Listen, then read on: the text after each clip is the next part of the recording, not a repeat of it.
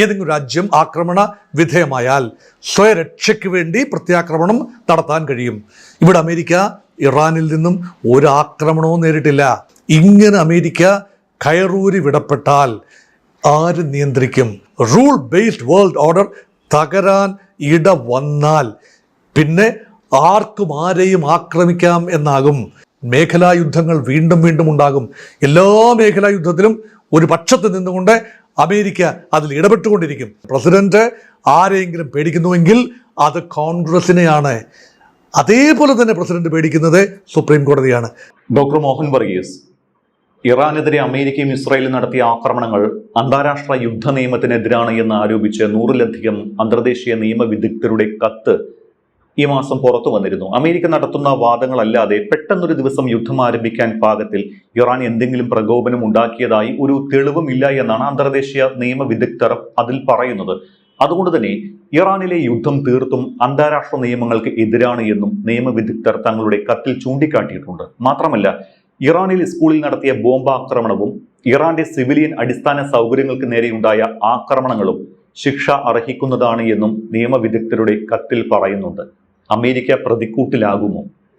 യുദ്ധത്തിലും പ്രണയത്തിലും ഒരു നിയമവും ബാധകമല്ല എന്ന് പറയുന്നത് ഒരു പഴഞ്ചൊല്ലാണ്, അല്ലെങ്കിൽ ഒരു പഴയ പറച്ചിലാണ്, അല്ലെങ്കിൽ ഒരു സേയിങ് ആണ്. പക്ഷേ നിയമങ്ങളുണ്ട്. അത് പാലിക്കപ്പെടുമോ എന്നത് രണ്ടാമത്തെ കാര്യം. പ്രോട്ടോകോൾസ് ഉണ്ട്. ഐക്യരാഷ്ട്ര സംഘടന അംഗീകരിച്ച ചില പ്രോട്ടോകോളുകളുണ്ട്, ചില രീതികളുണ്ട്. അതിനർത്ഥം ഏതെങ്കിലും രാജ്യം ആക്രമണ വിധേയമായാൽ സ്വയരക്ഷയ്ക്ക് വേണ്ടി പ്രത്യാക്രമണം നടത്താൻ കഴിയും. ഇവിടെ അമേരിക്ക ഇറാനിൽ നിന്നും ഒരു ആക്രമണവും നേരിട്ടില്ല. ഇസ്രായേലും വേണമെങ്കിൽ പറയാം മുൻകാലങ്ങളിൽ ആക്രമണം നടത്തി. പക്ഷേ അമേരിക്ക അതും പറയാനാവില്ല. നമുക്ക് ആക്രമിക്കുന്നതിന് വ്യക്തമായ കാരണം ആവശ്യമാണ്. ശക്തിയുണ്ട് എന്നതുകൊണ്ട് മാത്രം തങ്ങൾക്ക് അങ്ങനെ തോന്നി, ആക്രമിക്കണമെന്ന് തോന്നി, അതുകൊണ്ട് ആക്രമിച്ചു എന്ന് പറയാനാവില്ല. ഇന്റർനാഷണൽ പ്രോട്ടോക്കോളുകൾ അതൊക്കെ വളരെ വലിയ കാര്യമാണ്. റൂൾ ബേസ്ഡ് വേൾഡ് ഓർഡർ, രണ്ടാം ലോകമഹായുദ്ധത്തിന് ശേഷം, സമാധാനം വന്നതിന് ശേഷം ഒരു മഹായുദ്ധത്തിലേക്ക് ലോകം പോയിട്ടില്ല. കാരണം അടിസ്ഥാനപരമായി ചില രാജ്യങ്ങൾ ശക്തമാണ്, ചിലതൊക്കെ വീക്കാണ്, ചിലതൊക്കെ സാമ്പത്തിക ശക്തികളാണ്, ചിലത് സൈനിക ശക്തികളാണ്, ചിലത് രണ്ടുമാണ്, ചിലത് ടെക്നോ പവേഴ്സാണ്. പക്ഷേ എല്ലാവർക്കും വസിക്കാനുള്ള, ഇപ്പോൾ വനം എന്ന് പറയുന്ന ഒരു ഇക്കോസിസ്റ്റം, അവിടെ ചില കൊലകളൊക്കെ നടക്കും. പക്ഷേ മൊത്തത്തിൽ ഒരു സ്പീഷീസിനെയൊക്കെ പൂർണ്ണമായി ഉന്മൂലനം ചെയ്യുന്ന രീതിയിലുള്ള മാറ്റങ്ങൾ ഉണ്ടാകാൻ പാടില്ല. അത് പ്രകൃതിയുടെ നിയമമാണ്. ചിലപ്പോഴൊക്കെ ഉണ്ട്, കാലാവസ്ഥാ വ്യതിയാനം മൂലമൊക്കെ സംഭവിക്കാം. അതുപോലെ കുളം എന്നതൊരു ഇക്കോസിസ്റ്റമാണ്. അതുപോലെ ഈ ഭൂമി എന്ന് പറയുന്നത് ഒരു പൊളിറ്റിക്കൽ ജിയോഗ്രാഫിക്കൽ ഇക്കോസിസ്റ്റമാണ്. വലുതും ചെറുതുമായ രാജ്യങ്ങളുണ്ട്. പക്ഷേ ചില നിയമങ്ങൾ ഉണ്ടാകണം. നിയമമായ ചില ചട്ടങ്ങളും നിയമങ്ങളും ഒക്കെ ഉണ്ടാകണം. അത് ഐക്യരാഷ്ട്ര സംഘടനയാണല്ലോ ക്രോഡീകരിക്കുന്ന ഇന്റർനാഷണൽ ലോ, അന്താരാഷ്ട്ര നിയമം അനുസരിച്ച് റൂൾ ബേസ്ഡ് വേൾഡ് ഓർഡർ എന്നത് ഇപ്പോൾ ലോകത്തെ ഏറ്റവും പ്രധാനപ്പെട്ട ശക്തി.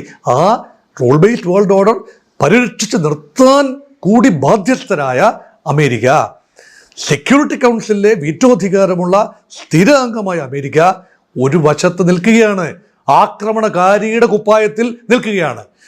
അവിടെ യഥാർത്ഥത്തിൽ ചില ചോദ്യങ്ങൾ ഉയരും.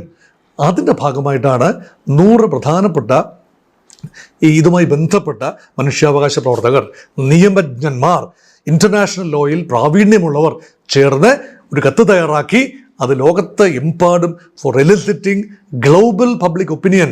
മാധ്യമങ്ങൾ ഒരു പക്ഷേ സഹായിക്കും. അമേരിക്കൻ കൺട്രോൾഡാണ് മാധ്യമങ്ങൾ എന്ന് പറയുമ്പോഴും ചില മാധ്യമങ്ങളൊക്കെ അതിന് നല്ല ട്രാക്ഷൻ കൊടുത്തിട്ടുണ്ട്. ലോകം വാച്ച് ചെയ്യുകയാണ്. ചിലരൊക്കെ ഭയപ്പാടോടുകൂടിയാണ്, ചിലരൊക്കെ ആശങ്കയോടുകൂടിയാണ്, ചിലരൊക്കെ ഒരു കൗതുകത്തിലാണ്. പക്ഷേ ഭൂരിപക്ഷം ആളുകളും വളരെ വലിയ കൺസേണോടുകൂടിയാണ് ഇതിനെ കാണുന്നത്. ഇങ്ങനെ അമേരിക്ക കയറൂരി വിടപ്പെട്ടാൽ ആര് നിയന്ത്രിക്കും? ഇത് വലിയ ചോദ്യമാണ്. അതുകൊണ്ടാണ് റൂൾ ബേസ്ഡ് വേൾഡ് ഓർഡർ തകരാൻ ഇട വന്നാൽ പിന്നെ ആർക്കും ആരെയും ആക്രമിക്കാം എന്നാകും. ഇപ്പോൾ തന്നെ ഐക്യരാഷ്ട്ര സംഘടനയ്ക്ക് ഒന്നും ചെയ്യാനാവാത്ത നിലയിലാണ്. ഇന്റർനാഷണൽ ലോ എന്നത് ഒരു പഴങ്കഥയായി മാറിയിരിക്കുന്നു. അവർ നിയതമായ ചട്ടങ്ങളും അന്താരാഷ്ട്ര നിയമങ്ങളും ഒന്നും അമേരിക്കയ്ക്ക് ബാധകമല്ലാതെ വരുമ്പോൾ മറ്റ് രാജ്യങ്ങൾ എന്താ ചെയ്യുക? ആയുധ പന്തയത്തിലേക്ക് നീങ്ങുകയാണ്. ആയുധങ്ങൾ പരമാവധി സമാഹരിക്കും. എല്ലാ രാജ്യങ്ങളും ഇനിയിപ്പം ആണവ റൂട്ടിലേക്ക് രഹസ്യമായി നീങ്ങാനുള്ള സാധ്യതയുണ്ട്. തങ്ങൾക്ക് പ്രതിരോധിച്ച് നിർത്തണമെങ്കിൽ നോർത്ത് കൊറിയ ചെയ്തതുപോലെ ആണവ സാങ്കേതിക വിദ്യ അല്ലെങ്കിൽ ലേസർ അധിഷ്ഠിത, ഇപ്പം ജപ്പാനും ഒക്കെ അങ്ങനെ ആയിരിക്കും ചിന്തിക്കുന്നത്. പുറത്തവരൊന്നും പറയുന്നില്ല. ജർമ്മനി ചിന്തിക്കുന്നുണ്ടാവാം. എക്കാലത്തും അമേരിക്ക ജർമ്മനിയുടെയും ഫ്രാൻസിൻ്റെയും ഒക്കെ സഹായത്തിന് വരുമെന്ന് എൻ്റെ പ്രിയപ്പെട്ട പ്രേക്ഷകർ ചിന്തിക്കുന്നുണ്ടോ? ട്രംപിനെ പോലെയുള്ള ഒരാളാണ് വീണ്ടും പ്രസിഡന്റായി വരുന്നതെങ്കിൽ യൂറോപ്പൊക്കെ ഞങ്ങൾക്കൊരു ബാധ്യതയാണ്. അവരുടെ സുരക്ഷയ്ക്ക് വേണ്ടി റഷ്യക്കെതിരെ എന്തെങ്കിലും ഉണ്ടെങ്കിൽ അവർ ചെയ്തോണം. തങ്ങൾ ചെയ്യില്ല. തങ്ങൾക്ക് പണം ചെലവാക്കാൻ താല്പര്യമില്ല. പണം ചെലവാക്കിയാൽ മുതലും പലിശയും സഹിതം തിരിച്ചു പിടിക്കാൻ തങ്ങൾക്കറിയാം എന്ന കച്ചവട ഭാഷ മാത്രം പറയുന്ന അമേരിക്കയെ ആത്യന്തികമായി വിശ്വസിക്കാൻ യൂറോപ്യൻ രാജ്യങ്ങൾ ഒരുപക്ഷെ തയ്യാറാവില്ല. അങ്ങനെയെങ്കിൽ അവരെല്ലാം തന്നെ സ്വതന്ത്രമായി അണുപദ്ധതി മാത്രമാകത്തില്ല, അവർക്ക് ന്യൂ ഫോംസ് ഓഫ് ഡിഫൻസ്. ഇത് ലോകത്തിൽ വലിയ അരക്ഷിത ബോധമാണ് ഉണ്ടാക്കുന്നത്. ഒരു വശത്ത് നമ്മൾ നിരായുധീകരണത്തെക്കുറിച്ച് സംസാരിക്കുകയും മറുവശത്തെ പരമാവധി ആം ടു ദ ടീത്ത് എന്ന് പറയുന്ന രീതിയിൽ രാജ്യങ്ങൾ ചെയ്യുകയും ചെയ്താൽ അതിനർത്ഥം മേഖലാ യുദ്ധങ്ങൾ വീണ്ടും വീണ്ടും ഉണ്ടാകും. എല്ലാ മേഖലാ യുദ്ധത്തിലും ഒരു പക്ഷത്ത് നിന്നുകൊണ്ട് അമേരിക്ക അതിൽ ഇടപെട്ടുകൊണ്ടിരിക്കും. ആ രീതിയിൽ ഒരു ലോകം മുന്നോട്ട് പോവില്ല. അതുകൊണ്ടാണ് ഈ 100 ചിന്തകന്മാർ, 100 പരിസ്ഥിതി പ്രവർത്തകർ, 100 സമാധാന പ്രവർത്തകർ ലോകത്തോടായി പറയുന്നത്, അമേരിക്കയുടെ സിസ്റ്റത്തിന് ഒരു പരാതിയായിട്ടാണ് കൊടുത്തിരിക്കുന്നത്. പക്ഷേ ലോകത്തോടായി അവർ പറയാൻ ശ്രമിക്കുന്നത് ട്രംപ് എല്ലാ സീമകളും അതിലംഘിച്ചു കഴിഞ്ഞു, ഇങ്ങനെ പോകാനാവില്ല എന്ന് പറയുന്നത് അതുകൊണ്ടാണ്. ഇതോടൊപ്പം ചോദിക്കാനുള്ളത്, കഴിഞ്ഞ ദിവസം US സ്റ്റേറ്റ് ഡിപ്പാർട്ട്മെന്റ് റിപ്പോർട്ടിനെ കുറിച്ച് നമ്മൾ ചർച്ച ചെയ്തിരുന്നു. ഈ സ്റ്റേറ്റ് ഡിപ്പാർട്ട്മെന്റിന്റെ റിപ്പോർട്ട് പുറത്തു വന്ന ഈ ഒരു സമയത്തിന് മറ്റൊരു പ്രത്യേകത കൂടി ഉണ്ടല്ലോ. മെയ് 1-നാണ് US കോൺഗ്രസിൽ നിന്ന് US പ്രസിഡന്റ് ഡൊണാൾഡ് ട്രംപ് വീണ്ടും യുദ്ധം ആരംഭിക്കുന്നതിന് അനുമതി തേടിയതിൽ അവസാന ദിവസം. മെയ് 1-നകം ഇക്കാര്യത്തിൽ US കോൺഗ്രസ് തീരുമാനം എടുക്കാനിരിക്കുകയുമാണ്. ഇതിനിടയിൽ യുദ്ധം ഇസ്രയേലിന് വേണ്ടിയാണ് എന്ന റിപ്പോർട്ട് US സ്റ്റേറ്റ് ഡിപ്പാർട്ട്മെന്റ് തന്നെ പുറത്തുവിടുന്നത് ട്രംപിനും സംഘത്തിനും തിരിച്ചടിയാകുമെന്ന് ഉറപ്പാണ്. താങ്കളും അതേക്കുറിച്ച് സൂചിപ്പിച്ചതാണ്. മാത്രമല്ല, ഇറാൻ യുദ്ധത്തിൽ ഇസ്രയേലിന് പങ്കില്ല എന്ന് ആവർത്തിച്ച് വ്യക്തമാക്കുന്ന ട്രംപിന്റെ വാക്കുകൾക്കും തീർത്തും വിരുദ്ധം കൂടിയാണ് ഈ ഒരു റിപ്പോർട്ട്. ഇറാനെതിരായ യുദ്ധത്തിന് തന്നെ ആരും പ്രേരിപ്പിച്ചിട്ടില്ല എന്നും ഇസ്രയേലിന് ഇതിൽ പങ്കില്ല എന്നുമാണ് ട്രംപ് മുൻപ് അവകാശപ്പെട്ടിരുന്നത്. എന്നാൽ സഖ്യകക്ഷിയായ ഇസ്രയേലിന്റെ അഭ്യർത്ഥന പ്രകാരമാണ് യുദ്ധമെന്ന് സ്റ്റേറ്റ് ഡിപ്പാർട്ട്മെന്റ് തന്നെ പറയുമ്പോൾ ട്രംപിന്റെ വാക്കുകൾ കള്ളമാണ് എന്ന വിലയിരുത്തലിലേക്കല്ലേ അത് എത്തുന്നത്? ട്രംപിന്റെ വാക്കുകൾ ചിലതൊക്കെ സത്യമാണ്, ആത്മാർത്ഥമാണ്, ചിലതൊക്കെ അർദ്ധസത്യങ്ങളാണ്. പക്ഷേ പരമാവധി കാര്യങ്ങൾ എടുത്ത് ഒരുമിച്ച് പരിശോധിക്കുമ്പോൾ കൂടുതൽ കാര്യങ്ങൾ ഒന്നുകിൽ വിടുവായിത്തമാണ്, അല്ലെങ്കിൽ വമ്പ് പറച്ചിലാണ്, അല്ലെങ്കിൽ പൂർണ്ണ കള്ളമാണ്, വൈറ്റ് ലൈസ്. ഇപ്പം ട്രംപ് ചെയ്തു എന്ന് പറയുന്നത് ഒരു വൈറ്റ് ലൈ പറഞ്ഞുകൊണ്ട് ഇതിൻ്റെ വിശദീകരണം പറയാം. ഒരു വൈറ്റ് ലൈ എന്ന് പറയുന്നത് ഇറാൻ്റെ ജനത തന്നോട് ആവശ്യപ്പെട്ടു അവരുടെ പരമോന്നത നേതാവായി താൻ തന്നെ വരണമെന്ന്. ഈ ജനത എന്ന് പറയുന്ന വാക്ക് ഇവിടെ നിന്ന് വരുന്നു. ആരാണത്? ഒരു വ്യക്തിയുണ്ടോ? അവർക്ക് വേണ്ടി ആരെങ്കിലും സംസാരിച്ചോ? എപ്പോൾ സംസാരിച്ചു? എവിടെ വെച്ച് സംസാരിച്ചു? എന്താണ് ആ ഒരു കത്തായിരുന്നോ? അതോ ഇമെയിലായിരുന്നോ? അതോ മറ്റെന്തെങ്കിലും സന്ദേശം അയച്ചതാണോ? ദൂതൻ വഴി വന്നതാണോ? എന്താണ് തെളിവ്? മനസ്സിൽ തോന്നുന്നത് അതുപോലെ വിളിച്ചു പറയാം. മറ്റൊരു സംസ്കാരം, മറ്റൊരു രാജ്യം, പരമാധികാര രാജ്യം, ആ രാജ്യത്തിൻ്റെ അത് മതപരമായ ഘടനകളുടെ തലപ്പത്തിരിക്കുന്ന ഒരാളാണ് അയത്തുള്ള. അയത്തുള്ളയാണ് പൊതുവേ, ഏതെങ്കിലും അയത്തുള്ളയാണ് പൊതുവേ നേതാവായി വരുന്നത്. പരമോന്നത ആധ്യാത്മിക നേതാവ് കൂടിയാണ്. ഒരു ആത്മീയ ഡയമെൻഷൻ ഉണ്ടതിന്. അത് ചിലർ ഇഷ്ടപ്പെടുന്നില്ലായിരിക്കാം. പക്ഷേ ആ ജനതയുടെ ഒരു ഭാഗം അതിന് വിയോജിപ്പുണ്ട്. ഇറാനിൽ ശക്തമായ വിയോജിപ്പുണ്ട്. അവർക്കൊരു പ്രസിഡൻഷ്യൽ സിസ്റ്റം, പൂർണ്ണ അർത്ഥത്തിൽ ഡെമോക്രസിയും പ്രസിഡൻഷ്യൽ സിസ്റ്റവും മതഘടനകളുടെ മേധാവിത്വം ഒന്നും ആഗ്രഹിക്കുന്നവരല്ല ഇറാൻ്റെ ജനത. അവർ പരിഷ്കാരമൊക്കെ ആഗ്രഹിക്കുന്ന ജനതയാണ്.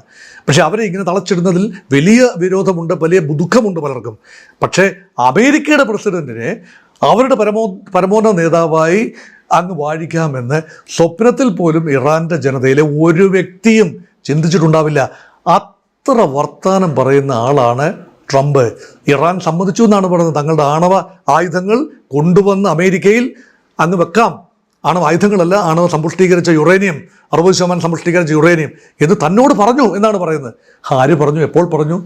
എന്തു പറഞ്ഞു? ഇറാൻ കൈമലർത്തി ഞങ്ങൾ അറിഞ്ഞിട്ടില്ല. ഇത് പിച്ചും പേയും പറയുകയാണ് ട്രംപ്. ചർച്ചയുടെ കാര്യങ്ങളും അതുപോലെ തന്നെയാണ്. അപ്പം പറയുന്നതെല്ലാം തന്നെ വിടുവായത്തം, കൂടുതലും വിടുവായത്തമായി മാറുമ്പോൾ യഥാർത്ഥത്തിൽ യുദ്ധത്തിന് ഉപോത്ബലകമായ കാരണങ്ങളെക്കുറിച്ച് പറഞ്ഞതിനെക്കുറിച്ചാണ് ഇപ്പോൾ അമേരിക്ക കൂടുതൽ സംസാരിക്കുന്നത്. യുദ്ധം പ്രഖ്യാപിക്കാൻ ട്രംപിന് പറ്റും. നേരത്തെ ഞാൻ സൂചിപ്പിച്ചൊരു കാര്യമുണ്ടല്ലോ, 28-ാം തീയതി ഫെബ്രുവരി യുദ്ധം തുടങ്ങുന്നു. അമേരിക്കൻ പ്രസിഡന്റിന് യുദ്ധം നടത്തിക്കൊണ്ട് പോകാൻ കഴിയും, പ്രഖ്യാപിക്കുകയോ പ്രഖ്യാപിക്കാതിരിക്കുകയോ ചെയ്ത് യുദ്ധ അന്തരീക്ഷം സൃഷ്ടിക്കാൻ കഴിയും. പക്ഷെ 2 മാസം കഴിയുന്ന ആ നാൾ അമേരിക്കൻ കോൺഗ്രസിൽ എത്തി കോൺഗ്രസിൻ്റെ സമ്മതം വാങ്ങണം. ആദ്യം അനൗപചാരിക ഒരു സമ്മതം വാങ്ങിയിട്ടുണ്ട്. അത് 2 മാസത്തേക്ക് മാത്രമാണ് അതിൻ്റെ കാലാവധി. അത് അവസാനിക്കുന്നത് മെയ് മാസം 1-ാം തീയതി അത് അവസാനിക്കുന്നു. അപ്പം അതിനർത്ഥം ടൈം ഈസ് ടിക്കിംഗ് എവേ. അതിനുള്ളിൽ ഇനി ഒരാഴ്ചക്കുള്ളിൽ ഒരു തീരുമാനമെടുത്ത് അമേരിക്കൻ കോൺഗ്രസിന് കൂടി ബാധകമാകുന്ന ബോധ്യമാകുന്ന ഒരു തീരുമാനമെത്തി നിന്ന് യുദ്ധവുമായിട്ട് ബന്ധപ്പെട്ട് ഒന്നീ യുദ്ധം നിർത്തണം, അല്ലെങ്കിൽ സമാധാന ചർച്ചയിൽ ഒരു തീരുമാനം എത്തണം, അല്ലെങ്കിൽ ഏകപക്ഷീയമായി മതി, തങ്ങളുടെ ലക്ഷ്യങ്ങൾ പൂർത്തിയാക്കി എന്ന് പറഞ്ഞുകൊണ്ട് 1 മാസം എടുത്തുകൊണ്ട് സേനകളെ പിൻവലിച്ച് അമേരിക്കയിൽ എത്തിക്കാം. ഈ 3 കാര്യങ്ങളെ ചെയ്യാനുള്ളൂ. അല്ലാതെ നിരന്തരം ഇനിയും യുദ്ധം ചെയ്യണമെങ്കിൽ അമേരിക്കൻ കോൺഗ്രസിൻ്റെ പൂർണ്ണമായ പിന്തുണ ആവശ്യമാണ്, ഭൂരിപക്ഷം അംഗങ്ങളുടെ പിന്തുണ ആവശ്യമാണ്. ഇപ്പോൾ വേണമെങ്കിൽ വാദിക്കാം, സെനറ്റിലും ഹൗസ് ഓഫ് റെപ്രസെൻറ്റേറ്റീവ്സിലും അതാണല്ലോ കോൺഗ്രസ്. അമേരിക്കയുടെ റൂളിംഗ് പാർട്ടി എന്ന് പറയുന്നത് ശരിയല്ല, പ്രസിഡന്റിൻ്റെ പാർട്ടി. ഇതൊരു പാർലമെൻ്ററി സിസ്റ്റത്തിൽ മാത്രമേ റൂളിംഗ് പാർട്ടി ഓപ്പോസിഷൻ എന്നത് ചേരൂ. പ്രസിഡൻഷ്യൽ സിസ്റ്റത്തിൽ പ്രസിഡന്റ് റിപ്പബ്ലിക്കൻ പാർട്ടിക്കാരനാണ്. റിപ്പബ്ലിക്കൻ പാർട്ടിക്ക് നിലവിൽ 100 അംഗ സെനറ്റിൽ 50-ലധികം 52-53 അംഗങ്ങൾ ഉണ്ട്. അതുപോലെ ഹൗസ് ഓഫ് റെപ്രസെൻറ്റേറ്റീവ്സിലും ഒരു നേർത്ത ഭൂരിപക്ഷം ഉണ്ട്. അതുകൊണ്ട് ഈ അംഗങ്ങളെല്ലാം തന്നെ അവിടെ കൂറുമാറ്റ നിരോധനം നിയമമൊന്നും ബാധകമല്ല. അതുകൊണ്ട് ആ അംഗങ്ങൾ എല്ലാം തന്നെ റിപ്പബ്ലിക്കൻ പാർട്ടിക്ക് അനുകൂലമായി, ട്രംപിന് അനുകൂലമായി അങ്ങ് വോട്ട് ചെയ്താൽ ഒരു പക്ഷേ ട്രംപിന് യുദ്ധം നീട്ടിക്കൊണ്ട് പോകാൻ പറ്റും. പക്ഷേ അതിൽ 2-3 അംഗങ്ങൾ, 2-3 സെനറ്റർമാർ, ഏതാനും ഹൗസ് മെമ്പേഴ്സ് തിരിഞ്ഞു നിന്നാൽ, റിപ്പബ്ലിക്കൻ പാർട്ടിയിലെ തന്നെ തിരിഞ്ഞു നിന്നാൽ ട്രംപിന് പടവും പെട്ടി മടക്കി, കട്ടയും പടവും മടക്കി കരയ്ക്ക് കയറേണ്ടി വരും. ഇത് നന്നായി അറിയാം. പ്രസിഡന്റ് ആരെയെങ്കിലും പേടിക്കുന്നുവെങ്കിൽ അത് കോൺഗ്രസിനെയാണ്. അതേപോലെ തന്നെ പ്രസിഡന്റ് പേടിക്കുന്നത് സുപ്രീം കോടതിയാണ്. നമുക്കറിയാമല്ലോ, സുപ്രീം കോടതി, അമേരിക്കയുടെ പരമോന്നത കോടതി, ഫെഡറൽ കോടതി ട്രംപിൻ്റെ ടാരിഫ് എടുത്ത് തോട്ടിക്കളഞ്ഞു. നിങ്ങൾക്ക് അവകാശമില്ല എന്നാണ് പറയുന്നത്. പ്രസിഡന്റിന് ഏകപക്ഷീയമായി ലോകരാജ്യങ്ങൾക്ക് നേരെ ടാരിഫ് പ്രഖ്യാപിക്കാൻ അവകാശമില്ല. കട്ട് ചെയ്ത് കണ്ടം തുണ്ടമായി വെട്ടി അരിഞ്ഞ്. ഇതിപ്പോൾ അമേരിക്ക ഈ ടാരിഫ് വാങ്ങിവെച്ചതെല്ലാം അമേരിക്കയിലെ ഇറക്കുമതിക്കാരിൽ നിന്നും വലിയ തുക വാങ്ങി വെച്ചത് ഇപ്പോൾ തിരിച്ചു കൊടുത്തുകൊണ്ടിരിക്കുകയാണ്. ഒന്നാലോചിച്ചു, കടിച്ച പാമ്പിനെ കൊണ്ടുതന്നെ വിഷം ഇറക്കിച്ചുകൊണ്ടിരിക്കുകയാണ് അമേരിക്കൻ കോടതി. അപ്പോൾ കോടതിയെ ഭയമുണ്ട്. അതുപോലെ പാർലമെന്റിന്റെ അനുവാദമില്ലാതെ യുദ്ധം തുടരാനാവില്ല. കിം ജോങ് ഉൻ എന്ന പ്രസിഡന്റിന്, കൊറിയൻ നേതാവിന് ഒന്നിൻ്റെ ആവശ്യമില്ല, യുദ്ധം ചെയ്യാം. വേണമെങ്കിൽ ചൈനയുടെ പ്രസിഡന്റ് ഷീ ജിൻ പിങ്ങിന് യുദ്ധം ചെയ്യാം. കാരണം അവിടെ പ്രസിഡന്റും ഈ പറയുന്ന നാഷണൽ സൈന്യത്തിൻ്റെ പീപ്പിൾസ് ലിബറേഷൻ ആർമിയുടെ തലപ്പത്തും, അതായത് സെൻട്രൽ മിലിറ്ററി കമ്മീഷൻ, അതുപോലെ പാർട്ടി ജനറൽ സെക്രട്ടറി കൂടിയാണ് ഷീ ജിൻ പിങ്. അദ്ദേഹത്തിന് വേണം യുദ്ധം തുടരാം. അദ്ദേഹം മാത്രം വിചാരിച്ചാൽ മതി. റഷ്യൻ പ്രസിഡന്റ് പുടിന് ആരുടെയും മൂപ്പ് ചോദിക്കേണ്ട കാര്യമില്ല. യുദ്ധത്തിലേക്ക് ഇറങ്ങാം, വേണേ നിർത്താം, മടക്കി പോരാം. ട്രംപ് അങ്ങനെയല്ല. He is heading one of the best ever democracies in the world, United States. അതുകൊണ്ട് പേടിക്കാനുള്ളവരെ പേടിച്ചേ പറ്റൂ. ട്രംപ് ഇതൊക്കെ പറയും, പക്ഷേ ഭയാശങ്കകളുണ്ട്. അതുകൊണ്ടാണ് ഇപ്പോൾ ചർച്ച വേണം എന്ന് നിർബന്ധിക്കുന്നത്. ഈ ഒരാഴ്ചക്കുള്ളിൽ ഒരു കണക്ക് പുസ്തകത്തിൽ എന്തെങ്കിലും ഒന്ന് എഴുതി ചേർക്കാനുള്ള തത്രപ്പാടിലാണ് അമേരിക്ക. ഈ വിവരം, ഈ മഹാവിവരം ഇറാനും അറിയാം. അതുകൊണ്ടാണ് മെയ് 1 വരെ അങ്ങനെ അങ്ങോട്ട് പോട്ടെ, മെല്ലെ പോകട്ടെ, തങ്ങൾക്ക് തിരക്കൊന്നുമില്ലല്ലോ, നിങ്ങൾക്കാണല്ലോ തിരക്കെന്ന് അമേരിക്കയെ ഓർമ്മിപ്പിച്ചുകൊണ്ടിരിക്കുകയാണ് ഇറാൻ. അതുകൊണ്ട് കോൺഗ്രഷണൽ കമ്മിറ്റിയുടെ റിപ്പോർട്ടുകളെ ഭയമുണ്ട്, കോൺഗ്രസിനെ ഫേസ് ചെയ്യുന്നതിന് ഭയമുണ്ട്, ഈ മെയ് 1 വരെ എങ്ങനെ പിടിച്ചു നിൽക്കുമെന്നൊരു ഭയമുണ്ട്, മെയ് 1 ശേഷം എന്താണ് ചെയ്യേണ്ടത് എന്നതിനെക്കുറിച്ചും അമേരിക്കയ്ക്കോ ട്രംപിനോ വ്യക്തമായ ഒരു ധാരണ ഇല്ല എന്നതാണ് ഇപ്പോൾ തോന്നുന്നത്.